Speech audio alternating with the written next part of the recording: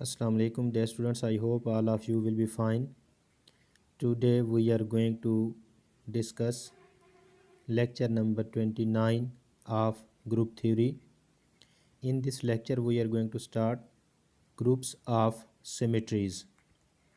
Now dear students, groups of symmetries is a very important topic of group theory because all the very famous examples discussed in all lectures are mostly taken from groups of symmetries. जितनी भी बड़ी बड़ी definitions हैं बड़े बड़े theorems की applications के तौर पर वो ग्रुप्स ऑफ सिमेट्रीज से लिए जाते हैं और ग्रुप्स ऑफ सिमेट्री बहुत इम्पॉर्टेंट हैं। तीन चार चीज़ें इसमें देखनी हैं। सबसे पहले इसमें हम सिमेट्री ऑफ इक्विलेटरल ट्रायंगल को देखते हैं, सिमेट्री ऑफ स्क्वायर को देखा जाता है और सिमेट्री ऑफ रेक्टेंगल को देखा जाता है। ये तीन शेप्स जो हैं इनके ग्रुप्स जो बनते हैं इनको हमने डिस्कस करना है और देखना है और एंड वाले लेक्चर में इंशाल्लाह हम जर्नल फार्मूला भी देखेंगे कि अगर आपके पास कोई भी एन गॉन हो, एन साइडेड गॉन हो, एन पॉलीगॉन हो तो आप उसकी ग्रुप्स ऑफ सिमेट्री कैसे बना सकते हैं। तो we start with groups of सिमेट्रीज़।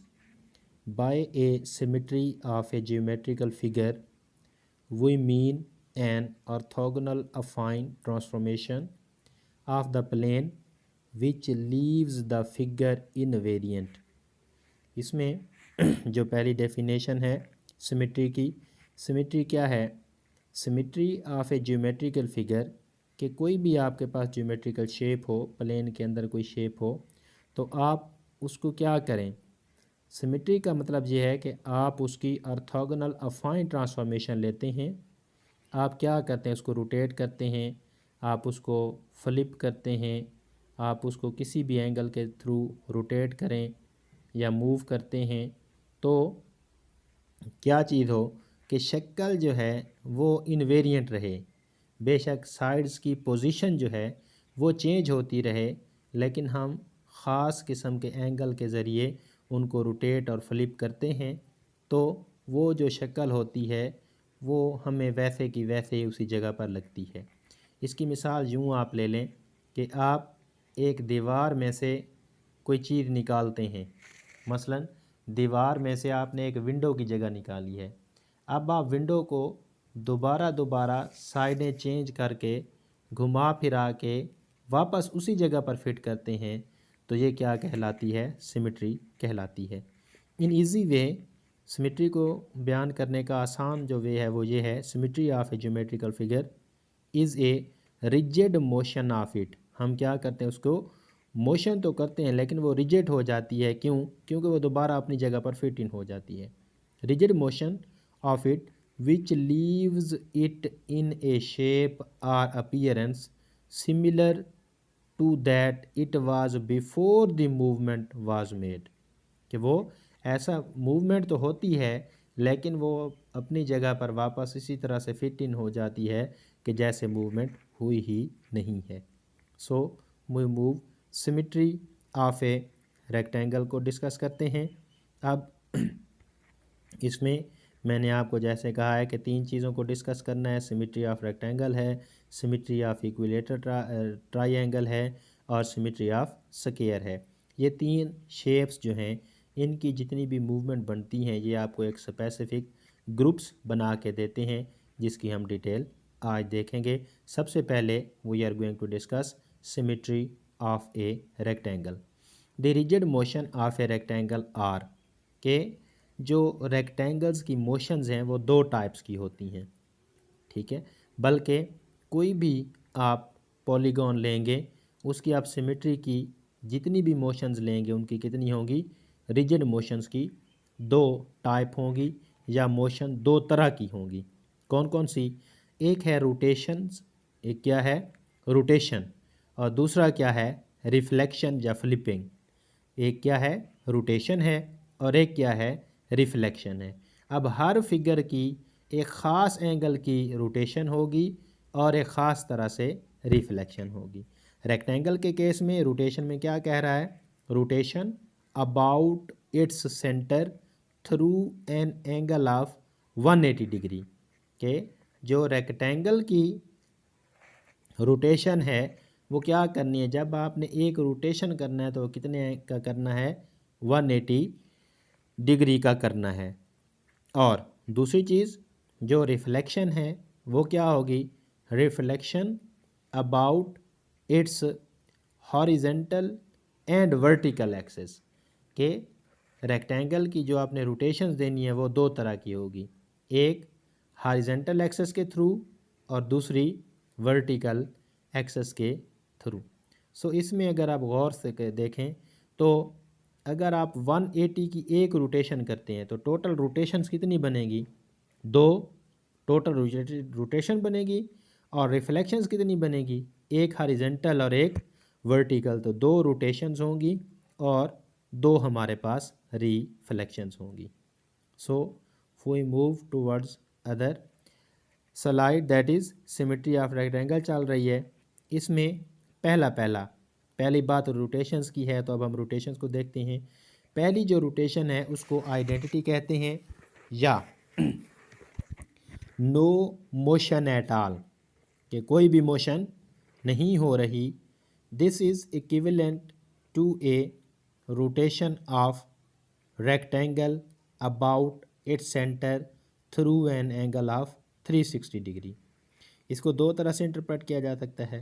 Number 1 ये है कि जब कोई भी रोटेशन नहीं हो रही, यानी कि आपकी फ़िगर जैसे पहले थी वैसे की वैसे बाद में है। या इसको यूँ भी देखा जा सकता है कि आप एक रेक्टेंगल को उठाएं किसी सांचे में से और उसको 360 रोटेट करके वापस रख दें, तो जो पॉइंट ए था वो ए रहेगा, बी था बी रहेगा, सी था सी रहेगा, डी था डी रहेगा, यानी कि चारों कोने बराबर बराबर होंगे। दैट इज़ आइडेंटिटी में क्या कहते हैं कि 1 जो है 1 पर जाता है, 2 का इमेज 2 है, 3 का इमेज 3 है और 4th कॉर्नर का इमेज 4 है। That is called identity.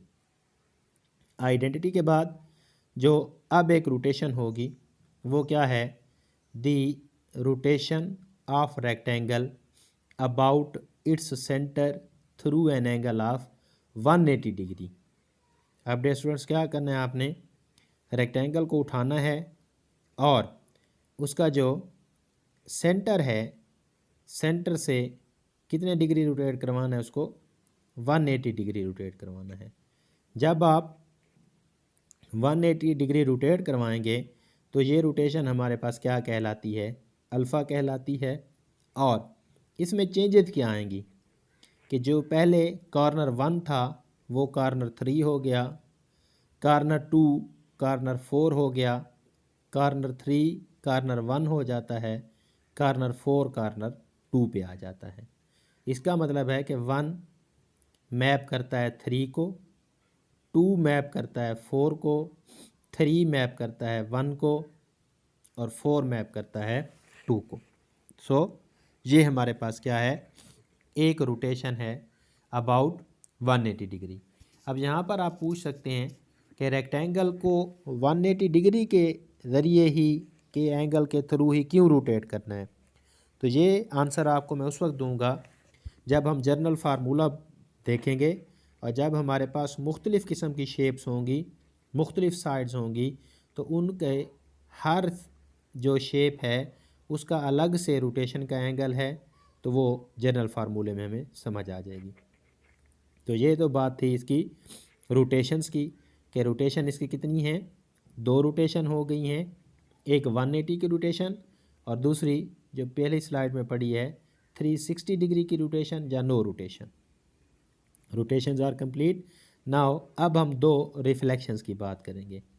एक रिफ्लेक्शन क्या है, थ्रू एंगल हॉरिजॉन्टल एक्सिस, और दूसरी रोटेशन क्या है, वर्टिकल एक्सिस के through.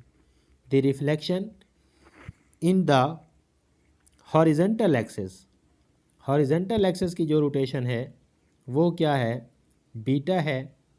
That is 1 goes to 4, 2 goes to 3, 3 goes to 2 and 4 goes to 1, कि जब आप इसको हॉरिजॉन्टल एंगल के थ्रू रिफ्लेक्ट करते हैं, घुमाते हैं, फ्लिप करते हैं और वापस उसको उसी शेप में लाते हैं, तो 1 का इमेज क्या हो जाता है, 4 हो जाता है, 2 का 3 और 3 का 2 हो जाता है।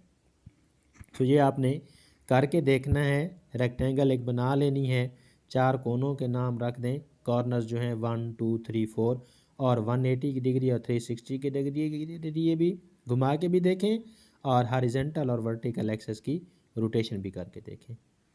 Next we move toward reflection in the vertical axes. इसका नाम गैमा है या आप इसको अल्फ़ा बीटा भी कह सकते हैं। अब अल्फ़ा बीटा क्या क्यों कहते हैं, ये बेसिकली कंपोजिशन ऑफ परमुटेशन हो रही है। गैमा है the reflection in the vertical access. Vertical access में जब आप उसको रिफ्लेक्ट करेंगे तो 1 2 पे चला जाएगा, 2 का इमेज 1 आ जाएगा, 3 का 4 और 4 का 3 आ जाता है। सो यहाँ पर हमारे पास एक रेक्टेंगल की जितनी पॉसिबल रिफ्लेक्शंस और जितनी पॉसिबल रोटेशंस थी वो कंप्लीट हो गई हैं। नेक्स्ट हम देखते हैं कि सिमेट्री ऑफ ए रेक्टेंगल जो है वो आपको देता क्या है। दी सिमेट्रीज, ये बहुत ही इंपॉर्टेंट स्लाइड है, इसको आपने अच्छी तरह से तैयार करना है। The symmetries of rectangle form Klein 4v4 group as given below. The group V4 is generated by alpha beta such that alpha square is equal to beta square is equal to alpha beta whole square is equal to E है, that is E alpha beta और alpha beta. Here Klein 4 group of symmetry of a rectangle is abelian. Klein 4 group क्या है, abelian है but not cyclic. Klein 4 को V4 Weir 4 से भी देखा जाता है। Here alpha beta is equal to beta alpha. V4 is smallest non-cyclic but abelian group है हमारे पास। abelian है लेकिन साइक्लिक नहीं है। तो आपने याद रखना है कि सिमेट्री ऑफ ए रेक्टेंगल जो है वो आपको क्या देती है, वो आपको क्लाइन 4 ग्रुप देती है। Symmetry of rectangle Klein 4 group आपको प्रोड्यूस करके देती है। सो डियर स्टूडेंट्स, आज का लेक्चर यहाँ तक है। न्यू लेक्चर में हम सिमेट्री ऑफ इक्विलेटरल ट्रायंगल देखेंगे। वीडियो को लाइक और सब्सक्राइब करना ना भूलिएगा। अस्सलाम वालेकुम।